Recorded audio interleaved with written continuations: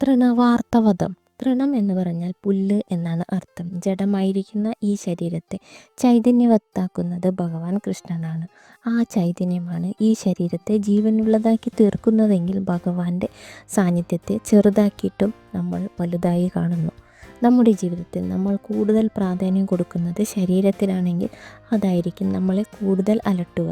നമ്മുടെ മനസ്സ് ഉണർന്നില്ല എങ്കിൽ നമ്മൾ ആരാണെന്ന് ഒരിക്കലും ചിന്തിക്കാനോ മനസ്സിലാക്കാനോ നമുക്ക് കഴിയില്ലായിരുന്നു. മനസ്സ് കെട്ടടങ്ങിയാൽ നമ്മൾ ആരുമല്ല. മനസ്സിന് പ്രവർത്തിക്കണമെങ്കിൽ ഒരു ചൈതന്യം കൂടിയേ തീരൂ. ഒരു വലിയ ശരീരം, അതിനകത്ത് ചെറിയൊരു മനസ്സ്, അതിലും ചെറിയൊരു ചൈതന്യം. അതാണ് നമ്മൾ മനസ്സിലാക്കിയിരിക്കുന്നത്. മനസ്സ് ഉണർന്നില്ല എങ്കിൽ നമുക്ക് ഉണർന്നു നടക്കാൻ കഴിയില്ല. മനസ്സിനെ പ്രവർത്തിപ്പിക്കുന്ന ചൈതന്യം ശരീരത്തെക്കാളും മനസ്സിനേക്കാളും ശക്തമായിരിക്കണം. ഈ ലോകത്തിൽ ഏറ്റവും നല്ലവർ എന്ന് പറയുന്നവർ പോലും ദുഃഖങ്ങളും വിഷമങ്ങളും രോഗങ്ങളും അനുഭവിച്ചിട്ടുണ്ട്.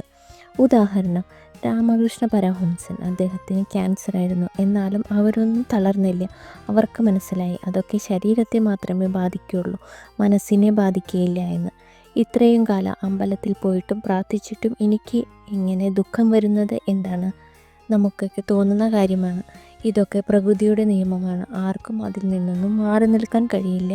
നമ്മൾ പ്രാർത്ഥിക്കേണ്ടത് അവിടുത്തെ ഇച്ഛ പോലെ കാര്യങ്ങൾ നടക്കട്ടെ എന്നാണ്. എന്നെ ഏൽപ്പിച്ച ജോലി ഞാൻ ഭംഗിയായി നിറവേറ്റാം എന്നാണ്. നാം അങ്ങനെ പറയുകയാണെങ്കിൽ ഏത് പ്രതികൂല സാഹചര്യങ്ങളെയും നമുക്ക് നേരിടാൻ കഴിയും. ഇതൊക്കെ മനസ്സിലാക്കാനാണ് നാം ഭാഗവതം കഥകൾ കേൾക്കേണ്ടത്. കുഞ്ഞിനെ വധിക്കുന്നതിനായി കംസൻ പിന്നീട് പറഞ്ഞയച്ചത് തൃണവാർത്തൻ എന്ന രാക്ഷസനെയാണ്. ആ കുഞ്ഞിനെ വധിക്കുന്ന കാര്യം ഞാൻ ഏറ്റു എന്ന് പറഞ്ഞാണ് തൃണവാർത്തൻ അമ്പാടിയിലെത്തിയത്.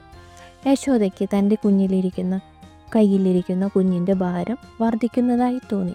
കുഞ്ഞിൻ്റെ ഭാരം താങ്ങാൻ വയ്യാതായപ്പോൾ കുഞ്ഞിനെ കിടക്കയിൽ കിടത്തിയിട്ട് യശോദ കൈയും മുഖവും കഴുകാൻ പുറത്തേക്ക് പോയി. ആ സമയത്ത് തൃണവാർത്തൻ ഒരു ചുഴലിക്കാറ്റായി വന്ന് കുഞ്ഞിനെയും കൊണ്ട് ആകാശത്തേക്ക് ഉയർന്നു. പൊടിപടലങ്ങൾ കൊണ്ട് ആർക്കും ഒന്നും കാണാൻ പറ്റാതായി. പൊടി അടങ്ങിയപ്പോൾ ഗോപന്മാർ കണ്ടത് ഉണ്ണി ആകാശത്ത് വളരെ ഉയരത്തിലെത്തിയിരിക്കുന്നതാണ്. ശിശുവിനെയും കൊണ്ട് ഉയർന്ന അസുരൻ ഇനി ആ കുഞ്ഞിനെ ഭക്ഷിച്ചു കളയാമെന്ന് കരുതി വീണ്ടും മുകളിലേക്ക് ഉയർന്നു. അപ്പോൾ കുഞ്ഞിൻ്റെ ഭാരം വർദ്ധിച്ചു തുടങ്ങി. ആ ദുഷ്ടനെ കൊണ്ട് താങ്ങാവാനാതെ കുഞ്ഞിൻ്റെ ഭാരം വർദ്ധിച്ചു. അപ്പോഴേക്കും കുഞ്ഞിൻ്റെ കൈകൾ ആ രാക്ഷസൻ്റെ കഴുത്തിൽ ചുറ്റി കഴിഞ്ഞിരുന്നു. ശ്വാസം മുട്ടിയ അസുരൻ പിടിവിടുവിക്കാൻ നോക്കിയെങ്കിലും അയാൾക്കത് കഴിഞ്ഞില്ല. ആ രാക്ഷസൻ്റെ ഒരു പാറപ്പുറത്തേക്ക് വീണു. ആളുകൾ ശബ്ദം കേട്ട് ഓടിക്കൂടി. അയാളുടെ മല പോലുള്ള ദേഹത്ത് ഒരു പോറൽ പോലും ഏൽക്കാതെ ഉണ്ണിയിരുന്ന് കളിക്കുകയാണ്. ആ അസുരനെ പല കഷ്ണങ്ങളാക്കി വെട്ടിനുറുക്കി പലയിടത്തായി ദഹിപ്പിച്ചു. ഒരു ദിവസം യശോദ കുഞ്ഞിനെ മടിയിൽ വെച്ചുകൊണ്ടിരിക്കുകയായിരുന്നു. അപ്പോൾ അവൻ ഒന്ന് കൂട്ടുവായിട്ടു. യശോദ നോക്കിയപ്പോൾ കുഞ്ഞിൻ്റെ വായിൽ സമസ്ത ലോഹങ്ങളും കാണാറായി. ആ അത്ഭുത ദൃശ്യം കണ്ട് ഈ കുഞ്ഞ് സാക്ഷാൽ മഹാവിഷ്ണു ആണെന്ന് യശോദയ്ക്ക് തോന്നി. യദുകുല ആചാര്യനും മഹാതാപസ്വിയുമാണ് ഗർഹമുനി. ഭഗവാന്റെ നാമകരണത്തിനായി വസുദേവർ ഗർഹമുനിയെ സമീപിച്ചിട്ട് പറഞ്ഞു, ഉണ്ണികൾ വളരുകയല്ലേ, അവരുടെ നാമകരണം അങ്ങ് നടത്തിത്തരണം എന്ന് പറഞ്ഞപ്പോൾ അദ്ദേഹം സമ്മതിച്ചു. അദ്ദേഹം നരുകാവിൽ എത്തിയപ്പോൾ അദ്ദേഹത്തിന് തോന്നുകയാണ്, നോക്കണേ, ഈ പ്രപഞ്ചത്തിൻ്റെ മുഴുവൻ നാഥനായിരിക്കുന്ന ഭഗവാനാണ് ഞാൻ പേരിടാൻ പോകുന്നത്. അതിന് ഒരു ഭാഗ്യം തന്നെ വേണം. നന്ദഗോപ മഹാമുനിയെ സൽക്കരിച്ചിരുത്തി. എന്നിട്ട് വിശേഷങ്ങൾ ആരാഞ്ഞു. വസുദേവർ പറഞ്ഞയച്ചിട്ട് കുട്ടികളുടെ നാമകരണത്തിന് എത്തിയതാണെന്ന് അദ്ദേഹം അറിയിച്ചു. നന്ദഗോപർക്ക് അത് കേട്ടപ്പോൾ അതിയായ സന്തോഷമുണ്ടായി. ഈ പേരിടൽ കർമ്മം ഒരു രഹസ്യമായിരിക്കണം എന്ന് മുനി നന്ദഗോപനോട് പറഞ്ഞു. അതെന്താണ് എന്നുള്ള നന്ദഗോപനത്തിനുള്ള ചോദ്യത്തിന് മുനി ഇപ്രകാരം അറിവ് ചെയ്തു. ദേവകിക്ക് എട്ടാമതുണ്ടാകുന്നത് പുത്രനായിരിക്കും എന്നല്ല ശരി കേട്ടത്. പക്ഷേ കംസൻ കണ്ടത് പെൺകുഞ്ഞിനെയും. ദേവന്മാർ സത്യം പറയാറില്ല എന്ന മന്ത്രിമാരുടെ വാക്കുകൾ കംസൻ്റെ ഓർമ്മയിലുണ്ട്. കൂടാതെ പ്രബലരായ 2 രാക്ഷസന്മാർ വധിക്കപ്പെടുകയും ചെയ്തിരിക്കുന്നു.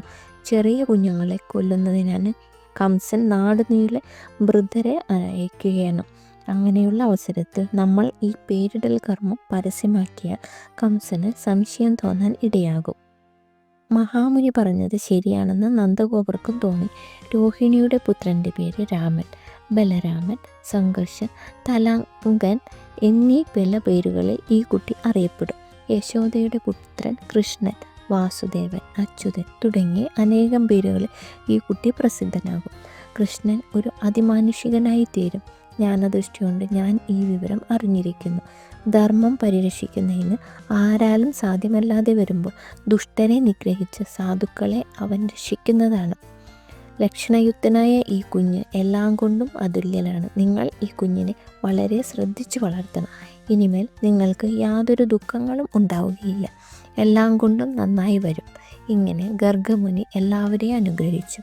ദക്ഷിണയായി നന്ദഗോപർ മഹാമുനിക്ക് ഒരുപാട് ദ്രവ്യങ്ങൾ കാഴ്ചവെച്ചു. സന്തോഷത്തോടെ മുനി യാത്രയായി. നന്ദഗോപർ ഭഗവാനെ പ്രാർത്ഥിച്ച് ആ ആനന്ദമൂർത്തിയെ അകത്തും പുറത്തും ഒരുപോലെ സേവിച്ച് ജീവിച്ചു.